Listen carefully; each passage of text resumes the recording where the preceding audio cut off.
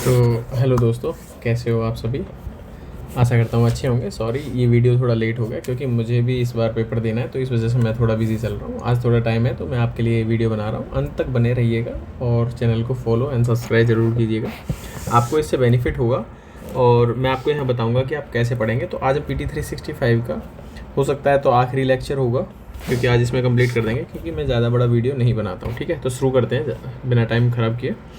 ठीक है, तो ये मैंने पहले आपको वीडियोज़ में बताएं, ये कुछ इंपॉर्टेंट टॉपिक्स हैं। यहाँ से इस बार पेपर में क्वेश्चन आने की पूरी संभावना है, आप देख लेना, ये वाले टॉपिक्स कर लेना।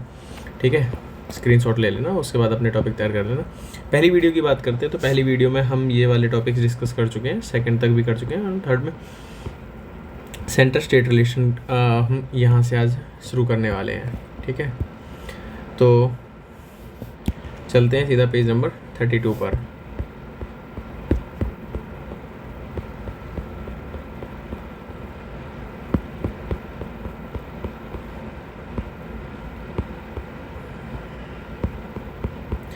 देखिए यार, पेपर में पढ़ना बहुत ज़रूरी है और बस थोड़ा सा रिवाइज करते रहिएगा, देख लीजिएगा। तो यहाँ पर हम सीधा केंद्र राज्य संबंधों की बात करते हैं, और यहाँ से हर बार यूपीएससी कोई ना कोई क्वेश्चन ज़रूर पूछती है। तो इस समय थोड़ा सा स्पीड ज़्यादा रहेगी क्योंकि वीडियो बहुत लंबा बन जाता है। ठीक है, तो यहाँ पर अभी बात चल रही है राज्यपाल की भूमिका के बारे में चल रही है। कई बार आपने देखा होगा कोई सेंटर राज्यपाल के थ्रू स्टेट में गवर्न करती रहती है, मतलब शासन करती रहती है, तो उसमें थोड़ा सा डिस्प्यूट होने लगता है। ठीक है, तो यहाँ पर हम बात करेंगे केरल, तमिलनाडु और पंजाब में राज्यपालों के खिलाफ सुप्रीम कोर्ट का रुख किया है, क्योंकि ये कुछ अपनी भूमिकाएं निभा रहे थे। आप देखोगे तो यहाँ पर आम आदमी की पार्टी और यहाँ पर भी अलग पार्टियाँ होंगी, तो इस वजह से क्योंकि केंद्र मजबूत रखना चाहता है अपने आप को और इन स्टेट को परेशान करना चाहता है। ठीक है, तो इसी संबंध में बात करते हैं।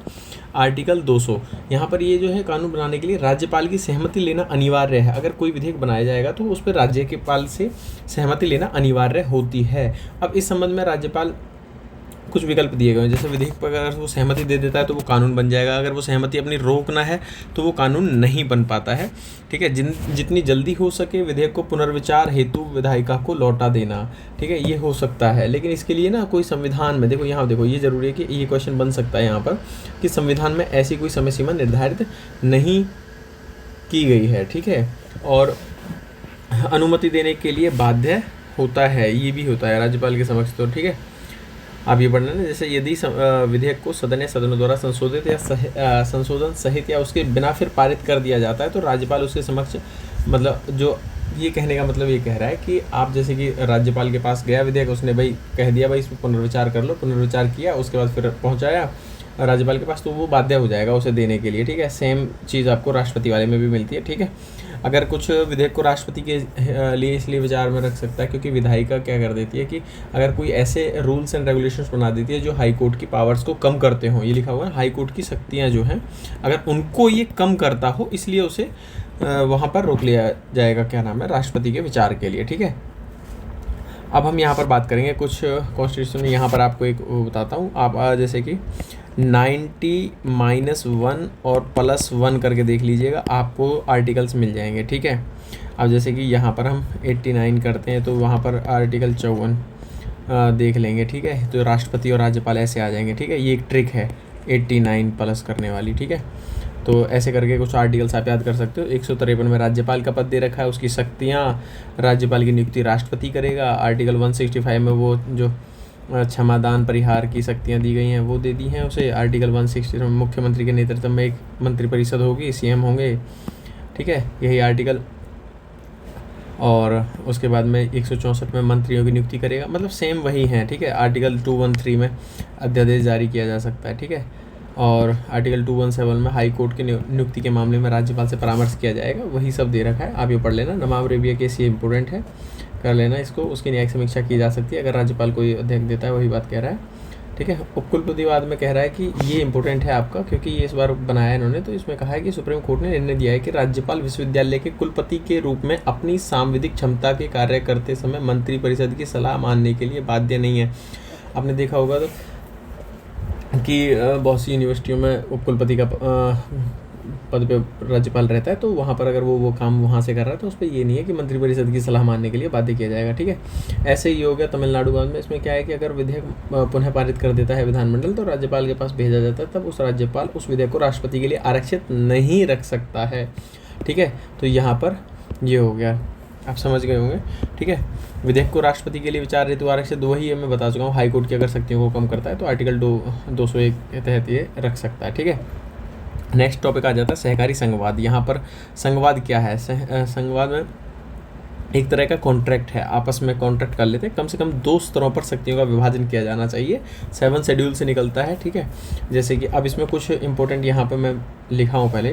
राजकोषीय संघवाद क्या होता है? जैसे विभिन्न स्तरों पर राजकोषीय अधिकारों दायित्वों का आवंटन, जैसे कि भाग 12 आर्टिकल 268 और 293, ठीक है। असंतुलित असम्मित संघवाद होता है, अलग अलग घटकों को अलग अलग शक्तियाँ स्वायत्त दी जाती हैं, आर्टिकल 371 371 जे।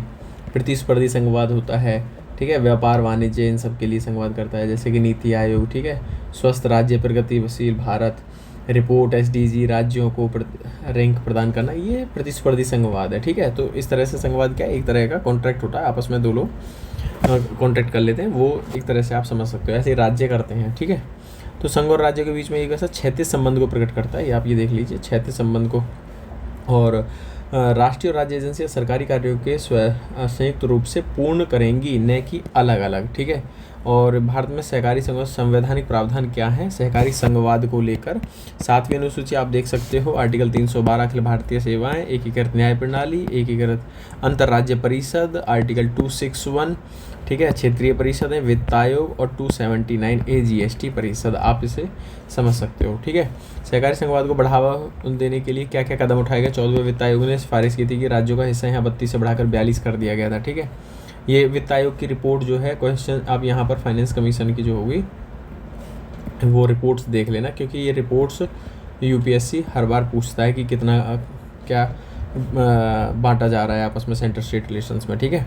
उज्ज्वल डिस्कॉम एश्योरेंस योजना है, उदय योजना, नीति आयोग की ये क्या नाम है सहकारी संघवाद को बढ़ावा देने के लिए नीति आयोग कार्य करता है, ठीक है।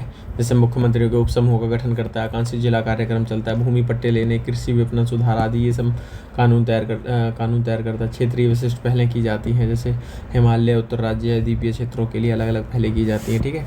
संघवाद में सहयोग आर्टिकल 261 32 ये हैं, यहाँ पर आपने देख लेना। और संविधानेतर संस्थाएं क्या है? जैसे क्षेत्रीय परिषदें बनाई गई हैं और पूर्वोत्तर परिषदें बनाई गई हैं, ठीक है। और यहाँ पर एक इम्पोर्टेंट ये है कि शिक्षा और स्वास्थ्य में बदलाव शुरू करने के लिए मानव पूंजी परिवर्तन के संधारणीय कार्यवाही, यानी कि 7 कार्यक्रम। अब वो पूछ लेगा 7 कार्यक्रम किससे संबंधित है, ठीक है। तो शिक्षा और स्वास्थ्य से संबंधित है, ठीक है, मानव पूंजी में परिवर्तन करेगा, ठीक है। और किया गया कार्यक्रम भविष्य में 3 रोल मॉडल राज्यों की पहचान करना है, उनका निर्माण करना भी शामिल है, तो ये इंपॉर्टेंट हो जाता है। नेक्स्ट आ जाता है 3.3, तो इसको थोड़ा सा इंपॉर्टेंट आप समझिएगा, क्योंकि यहाँ पर देखिए इस तरह के वो यूपीएससी के PYQs ज़रूर देखना है, क्योंकि वो ऐसे पूछ लेता है कार्यक्रम वगैरह, ठीक है।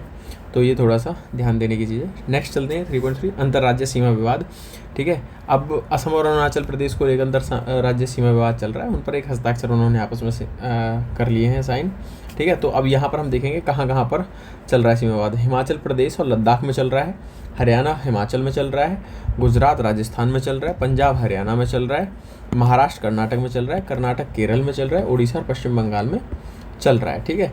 तो ये डिस्प्यूट सभी यहाँ पर चल रहे हैं, ठीक है। तो ये सीमा विवाद चल रहे हैं, अंतर्राज्यीय सीमा विवाद कहा जाएगा। और अब इसके बाद में राज्यों के बीच समाधान करने के तरीके क्या होंगे? जैसे सुप्रीम कोर्ट अपनी आरंभिक अधिकारिता, ठीक है, तो आरंभिक अधिकारिता के तहत राज्यों के बीच विवादों का निर्णय कर सकता है, संविधान के अनुच्छेद 131 में प्रावधान किया गया है, ठीक है। तो यहाँ पर आप आर्टिकल 131 पढ़ लेना, इंपॉर्टेंट है, ठीक है। और जैसे अब इसमें क्या है, एक से अधिक राज्यों के बीच विवाद हो, एक राज्य दूसरी तरफ संघ हो, या 2 से अधिक राज्यों के बीच विवाद हो, तो आरंभिक अधिकारिता, अब यहाँ वो क्वेश्चन पूछ सकता है, जैसे कि आरंभिक अधिकारिता के तहत राज्यों के बीच में विभाजन क्या नाम है समन्वय करता है, सुप्रीम कोर्ट बीच में सहभागी बनता है, उनके विवादों को निपटाने का कार्य करता है, तो ये चीज़ आप देख लेना, ठीक है। और अंतर्राज्यीय स्टेट है, ये जो होती है अंतर्राज्यीय परिषद, इसका आर्टिकल 263 के तहत राज्यों के बीच विवादों को समाधान करने के लिए, देखिए, राष्ट्रपति करेगा, राष्ट्रपति को राज्यों के बीच विवादों का समाधान करने के लिए अंतर्राज्यीय परिषद गठित करने की शक्ति प्रदान की है।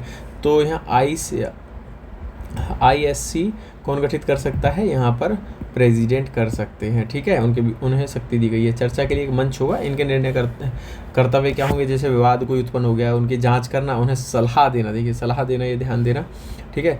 और इन पे विचार विमर्श करना, जांच वगैरह यही करेंगे। और इनके जो निर्णय होते हैं वो बाध्यकारी नहीं होते, ध्यान रखना, ठीक है। एक होती है जोनल काउंसिल्स होती हैं, क्षेत्रीय परिषद है। इन्हें राज्य पुनर्गठन अधिनियम 1956 के तहत बनाया गया। ये कौन सी वैधानिक निकाय है, ध्यान रखना, ठीक है। राज्य और केंद्र शासित प्रदेशों के बीच में सहयोग और समन्वय को बढ़ावा देती है। केवल सलाहकारी निकाय है, विचार विमर्शी और सलाहकारी निकाय हैं, ये ध्यान रखने की जरूरत है।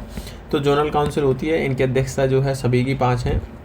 इनके केंद्रीय गृह मंत्री करते हैं, जैसे उत्तरी क्षेत्रीय परिषद, मध्य क्षेत्रीय, पूर्वी क्षेत्रीय और पश्चिमी और दक्षिणी, ठीक है। तो जैसे उत्तरी में आ जाते हैं हिमाचल प्रदेश, जम्मू कश्मीर, पंजाब, राजस्थान, राष्ट्रीय राजधानी क्षेत्र दिल्ली, केंद्र शासित प्रदेश चंडीगढ़। ये ना सबसे बढ़िया, आप एक काम करना, भारत का मैप बना लेना और उस मैप में आपको ये नज़र आ जाएंगे, ठीक है। तो वहाँ पर, ये तो बेकार सा मैप मैंने बना दिया यार, ठीक है। तो वहाँ पर ये कर लेना। जैसे मध्य में क्या आ जाएगा, छत्तीसगढ़, झारखंड, 2-3 बार एक मैप को फिल कर लोगे ना तो हो जाएगा। छत्तीसगढ़, झारखंड, उत्तराखंड, उत्तर प्रदेश, मध्य प्रदेश, ठीक है। पूर्वी में आ जाएगा तो बिहार, उड़ीसा, पश्चिम बंगाल, सिक्किम। पश्चिम में आ जाएगा और गोवा है, गुजरात, महाराष्ट्र, केंद्र शासित प्रदेश दमन एंड दीव, दादरा नागर हवेली। और दक्षिणी में आ जाएगा आंध्र प्रदेश, कर्नाटक, केरल, तमिलनाडु और केंद्र शासित प्रदेश पुदुचेरी। आप ये इस तरह का याद करने का तरीका हो सकता है, वो पूछ ले बाई चांस घुमा के, वैसे बहुत मुश्किल है, यहाँ से क्वेश्चन आएगा, ठीक है। अंतर्राज्यीय जल विवाद, अब देखो सीमा डिस्प्यूट चल रहे हैं तो जल विवाद भी चलते रहते हैं। तो अंतर्राज्यीय जल विवाद अधिनियम 1956 बनाया था। जो कृष्णा जल विवाद अधिकरण जो एक बना था, उसके बाद अब सेकंड के विचारों पर मंजूरी की जा रही है, ठीक है। तो इसीलिए ये लिखा है KWDT सेकंड, ठीक है। आर्टिकल 262 के तहत संसद कानून बना सकती है एक अधिकरण बनाने का, ठीक है। तो सुप्रीम कोर्ट ने एक, जैसे हरियाणा का चल रहा था सतलुज यमुना लिंक नहर का निर्माण धीमी प्रगति से चल रहा है। तो देखो अब सबसे बड़ी बात यहाँ मज़ेदार क्या है कि इधर पड़ता है हरियाणा, इधर पड़ता है PB, इधर से एक नहर आ रही है। तो इसमें से इन्होंने क्या किया कि भाई यहाँ से पंजाब से हरियाणा को पानी दिया जाएगा। हरियाणा, इन्होंने कहा नहर बना लो अपनी। हरियाणा वालों ने तो अपनी नहर बना के तैयार कर दी बॉर्डर तक, लेकिन पंजाब वाले क्या कह रहे हैं, एक क्या नाम है, सिद्धांत होता है, उसको वो कह रहे हैं कि भाई इस सिद्धांत के तहत में ये कहा जाता है कि भाई जिस भी स्टेट का पानी है वो खुद यूज़ करेगा, जो भी उससे बॉर्डर लगता होगा वो पहले यूज़ करेगा। तो उस सिद्धांत को वो बताते रहते हैं। तो पंजाब ने अब तक अपना काम किया ही नहीं है, ठीक है। तो हम इस बात पे आगे डिस्कस करेंगे, ठीक है। तो यहाँ पर जैसे संविधान की 7वीं अनुसूची में राज्य की प्रविष्टि यानी कि एंट्री 17 में क्या है, राज्य जलापूर्ति, सिंचाई, नहरें, जल निकासी, तटबंधों, जल भंडारण और तथा जल शक्तियों पर विषय पर कानून बना सकते हैं। हालांकि ये विषय संघ सूची की प्रविष्टि 56 के प्रावधानों के अधीन है, यानी कि संघ सूची जो होगी उसके प्रावधानों के ये अधीन किए जा सकते हैं, ठीक है। ये ध्यान रखना। आर्टिकल 262 में कह रहा है कि वही है कि संसद कानून बना के अंतर्राज्यीय जल विवाद अधिनियम के तहत बना सकती है क्या अधिकरण, ठीक है। अंतर्राज्यीय नदी घाटी का उपयोग, वितरण, नियंत्रण संबंध में विवाद से निर्णय के लिए बनाने की बात कर रहा है, ठीक है। ज़्यादा इंपॉर्टेंट नहीं है, बस याद रखना, ठीक है। आर्टिकल 262 का यूज़ करके इन्होंने क्या किया कि नदी बोर्ड अधिनियम बना दिया 1956 में। और इसमें क्या, अंतर्राज्यीय नदियों, नदी घाटी के विनियमन विकास के लिए केंद्र सरकार द्वारा नदी बोर्ड का गठन किया गया। तो नदी बोर्ड का गठन कौन करता है, केंद्र सरकार करेगी, ठीक है। और मैप को अभी समझेंगे 2 मिनट में। तो आर्टिकल 262 में अंतर्राज्यीय विवाद के अधिकरण का निर्णय देने से रोकता है। देखो सुप्रीम कोर्ट को अंतर्राज्यीय जल विवादों पर निर्णय देने से रोकता है, यानी कि आर्टिकल 262 के तहत ये बाध्यकारी होगा कि भाई सिस्टम जो अधिकरण है वो ही फैसले दे सकता है, यानी कि सुप्रीम कोर्ट नहीं दे सकता। हालांकि देखो 136 में ये कह दिया है कि सुप्रीम कोर्ट को अधिकरण के आदेशों के खिलाफ अपील सुनने का अधिकार है, ये ध्यान रखना। निर्णय देने से तो रोकता है, लेकिन अपील अगर डिस्प्यूट होता है तो अपील सुनने का अधिकार देता है, ठीक है। तो ये ज़्यादा इंपॉर्टेंट है, ये ध्यान रखना है। और यहाँ पर राष्ट्रीय जल नीति 2012 है। तो जल की कमी, इसके वितरण में असमानता, जल संसाधनों की योजना प्रबंधन, उपयोग, एकीकृत दृष्टिकोण के अभाव में मुद्दों के समाधान के लिए लागू की गई है। संघ सूची 1 प्रविष्टि 56 के केंद्र सरकार बना सकती है। अंतर्राज्यीय नदियों, नदी घाटियों का विनियमन एवं विकास कर सकती है। तो ये ध्यान रखना कि यहाँ पर केंद्र सरकार कर सकती है, अंतर्राज्यीय नदियों, नदी घाटियों का विनियमन और विकास के लिए कर सकती है, ठीक है। और ये हेलेंस्की नियम है, कैंपिक्यून नियम होता है, ये नियम होते हैं जो जल को बांटते हैं, ठीक है। तो अभी हम बात कर लेते हैं, जैसे 1966 में हेलेंस्की नियम आया था। तो इसमें क्या, प्रत्येक बेसिन राज्य है, यानी कि मान लो जैसे ये पंजाब है, ये हरियाणा है, वो सॉरी, ये पंजाब है, ये हरियाणा है। अब यहाँ से नदियाँ ऐसे निकल रही हैं, ठीक है। तो क्या है, प्रत्येक बेसिन, तो इन नदियों का बेसिन तो पंजाब में भी है, हरियाणा में भी। तो प्रत्येक बेसिन राज्य सामाजिक और आर्थिक ज़रूरतों और संसाधनों की उपलब्धता को ध्यान में रखते हुए जल के समान और न्याय संगत उपयोग को करेगा। यानी कि मान लो यहाँ पर सामाजिक और आर्थिक जो ज़रूरतें हैं उनके हिसाब से दोनों यूज़ करेंगे, ठीक है। ऐसा नहीं होगा कि भाई पंजाब सारा पानी रोक के रख ले, ठीक है, ऐसा नहीं होगा। तो प्रत्येक नदी बेसिन की वो बात कर रहा है, ठीक है, बेसिन वाले राज्यों को। दूसरा कैंपियन नियम होता है, ये भी लगभग सेम सी नियम होते हैं। तो अंतर्राष्ट्रीय जल अपवाह बेसिन, देखिए बेसिन राज्य किसी अंतर्राष्ट्रीय जल अपवाह के संबंध में जल प्रबंधन न्याय संगत और उचित तरीके से करेंगे। जैसे कि इंडिया और पाकिस्तान का होता है, तो उसके बारे में आप ये लॉजिक लगा सकते हो, ठीक है। और अभी ये मैप देख लेते हैं। तो जैसे कि देखो कौन कौन से डिस्प्यूट्स चल रहे हैं। जैसे रावी और व्यास जल अधिकार संबंधित राज्य पंजाब, हरियाणा और राजस्थान में डिस्प्यूट चल रहा है। नर्मदा को लेकर नर्मदा जल विवाद अधिकरण चल रहा है। तो नर्मदा का राजस्थान, मध्य प्रदेश, गुजरात, महाराष्ट्र। महादाई जल विवाद अधिकरण गोवा, कर्नाटक, महाराष्ट्र। कृष्णा जल विवाद अधिकरण सेकंड बना है, गोवा, कर्नाटक, महाराष्ट्र। कावेरी का चल रहा है, देखिए कितने राज्यों से निकल के जाती है। तो ये सब वंशधारा, गोदावरी, ये डिस्प्यूट्स चल रहे हैं। तो यहाँ पर आप रिवर सिस्टम को एक बार अच्छे से देख लेना, ठीक है। डायरेक्ट क्वेश्चन नहीं आते। ये वही बात है जो मैं पहले आपको बताया था, हरियाणा वाली। तो इन दोनों के बीच में रावी और व्यास की नदियों को साझा करने के लिए 214 किलोमीटर लंबी नहर बननी थी, जिसमें से 122 किलोमीटर पंजाब में बनाना था, तो वो पंजाब बनाता और 92 किलोमीटर हरियाणा बताता। तो 1980 में भाई साहब हरियाणा वाले तो पहले ही निर्माण कार्य अपना पूरा करके बैठ गए। लेकिन पंजाब ने कौन सा सिद्धांत दिया? रिपेरियन सिद्धांत। तो रिपेरियन सिद्धांत क्या कहता है, ये इंपॉर्टेंट है, आप समझ लेना। रिपेरियन सिद्धांत क्या कह रहा है कि किसी जल निकाय से सटी भूमि के स्वामी को ही उस निकाय के जल उपयोग का अधिकार दिया जाता है, ठीक है। बस ये कह रहा है। बाकी कृष्णा जल विवाद अधिनियम के बारे में ये हम कर चुके हैं। तो यहाँ कृष्णा नदी के बारे में जा सकते हो। तो उद्गम महाराष्ट्र के महाबलेश्वर होता है, महाराष्ट्र, कर्नाटक, तेलंगाना, आंध्र प्रदेश में बहती है, बंगाल की खाड़ी में विलीन हो जाती है। थोड़ा सा बस इतना ध्यान देने की ज़रूरत है। बाकी आप तो हार्ड कॉपी या सॉफ्ट कॉपी पढ़ ही रहे होंगे, ठीक है। तो नेक्स्ट देख लेते हैं आज इसका कितना हो पाता है न्यायपालिका वाला, ठीक है। तो हाल ही में न्यायाधीशों को केंद्र या फिर एक काम करते हैं, छोड़ते हैं कि नेक्स्ट वाली वीडियो में बना लेंगे यहाँ पे 4 से, ठीक है। तो छोटी छोटी वीडियोस में आपको अच्छा लगेगा। Thank you. और सभी लोगों से रिक्वेस्ट है भाई, फॉलो करो और सब्सक्राइब करो। और कोई क्वेश्चन होता है तो उसे कमेंट ज़रूर करो, ठीक है। कमेंट करोगे तो उसका आंसर आपको 100% मिलेगा। और ऑल द बेस्ट, अच्छे से तैयारी करो। और एक तरीका और बताता हूँ, ठीक है, इसी में आप जब भी करंट अफेयर पढ़ते हो तो अपने नोट्स या जो बुक आप रखते हो उसके साथ बैठ के पढ़ना, तो ज़्यादा अच्छा लगेगा और अच्छा प्रोडक्टिव होगा, ठीक है। Thank you.